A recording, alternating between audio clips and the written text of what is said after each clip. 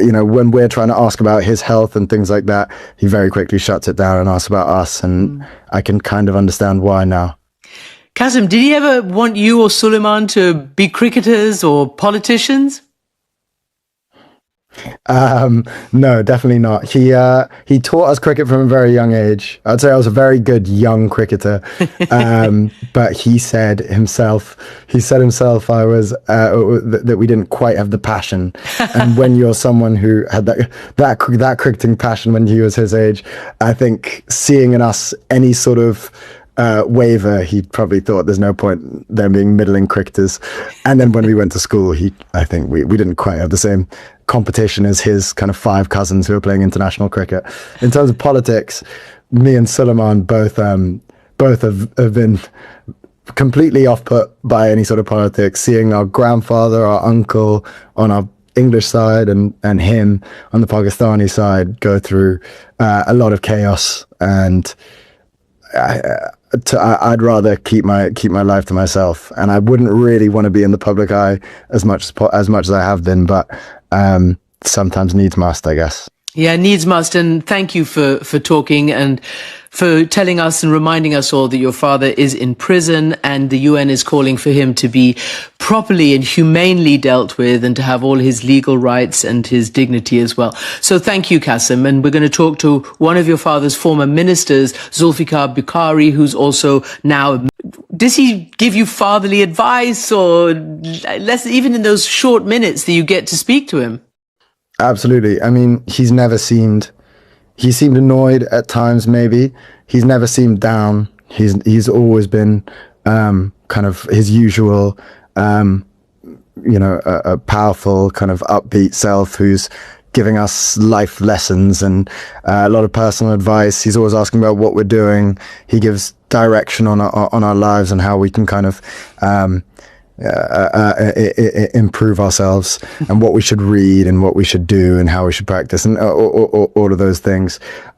So he packs as much of a lesson in those 20 minutes, and he tries to divide it between me and Suleiman as much as he can. But I'm not surprised that he's able to be upbeat in a way, because those are the small 20-minute periods of joy between months and months and months of not being able to speak to us. So, when we're trying to ask about his health and things like that, he very quickly shuts it down and asks about us, and I can kind of understand why now. Qasim, did he ever want you or Suleiman to be cricketers or politicians?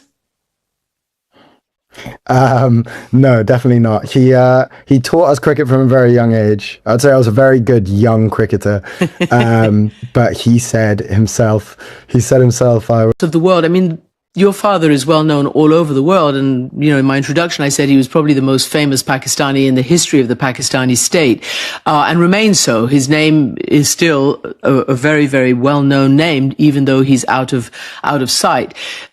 Are you getting support, I don't know, from the cricket? What are you hearing? Any support at all from outside? We did get support from a number of cricket captains, so from the sport world, yes. Occasionally we get, a comment here and there from, certain people in politics, but nothing major. And nothing that's moved the needle in any kind of significant way. Every time there is kind of people speaking out about what's going on over there, there's a small moment, a glimmer of hope for us. And I've quickly learned that it diminishes pretty quickly, and people move on to other things going on in the world. So realistically, it needs kind of major action from someone. But I would look at people like Trump, who our father had a great relationship with.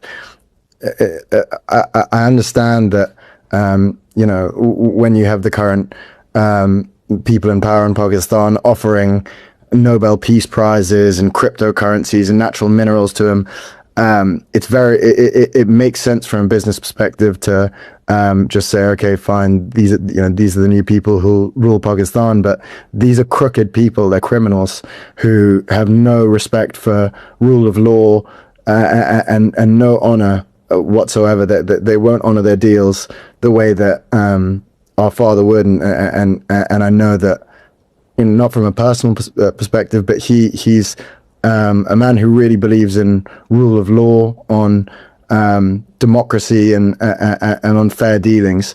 And so I just hope that someone who is in a position of power is able to see that ridding Pakistan of these criminals will do good for the world. And finally, before I let you... The pettiness is incredible in terms of... They show the 1992 World Cup that he was the captain for Pakistan, where he won, and they don't have a single shot of him lifting the trophy or anything on him.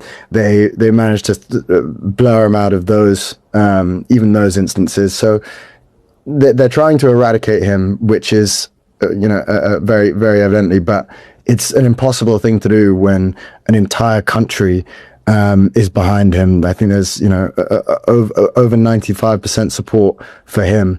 And the rigging in the last election was as obvious as you can possibly make rigging, with kind of over 100% turnouts in provinces and things like that. So it doesn't take a lot to see what they're trying to do.